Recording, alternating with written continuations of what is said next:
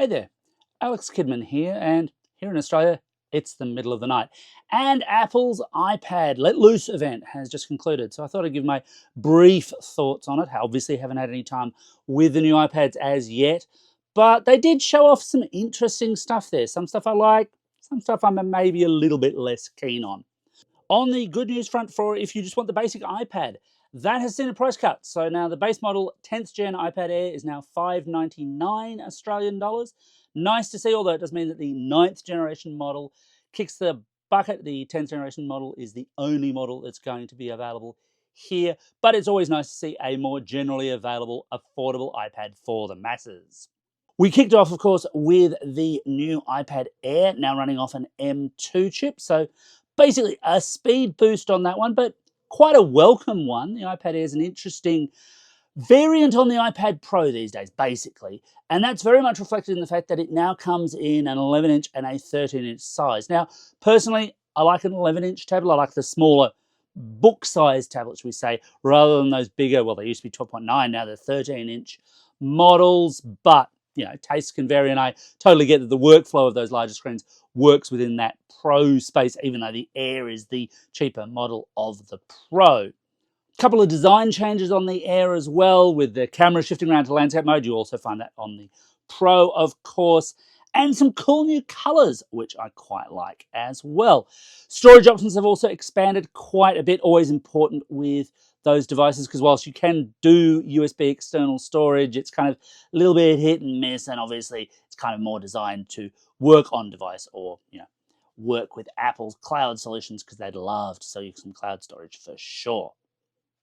Now, the real story, of course, here was the iPad Pro, and really the big story here is two things. First of all, it's that lovely looking dual OLED screen. Sorry, tandem OLED is the official term. Also, Ultra Retina XDR, because Apple loves a marketing term.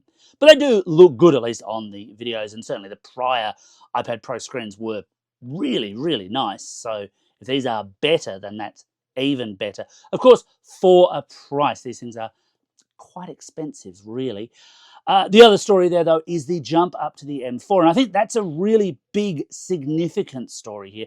Not just because, hey, we've got new, more powerful iPad Pro models. I mean, they showed off Final Cut Pro, they showed off Logic, they showed off a bunch of other applications running really, really fast. Which, of course, this is promotional video stuff. They're never going to show it, running badly.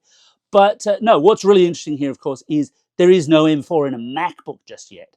The M3 Pros and so on are the highlight of the MacBook world right now, whereas they've gone straight to M4 branding, and I use that term advisedly, branding for the iPad Pro. What I think will be really interesting, and we'll only see it in the coming weeks, is how these compare to those top-end MacBook Pro models, the really XE ones, in terms of overall performance. If this is what you might call a true M4, one that is actually genuinely more powerful again, and therefore signals that Apple's really getting very serious in the tablet space. Not that it hasn't been serious before, but that it's getting really serious about the idea of tablets being its future much more than MacBooks, because obviously there's also redesigned Magic Keyboard. There's the new Apple Pencil Pro. Now, I'm not a big pencil guy myself. I'm not a big stylus guy, but there's some really interesting technology here with haptic feedback and rotation for selecting tools. I can totally see how within that Pro space, those kinds of things should be super welcome.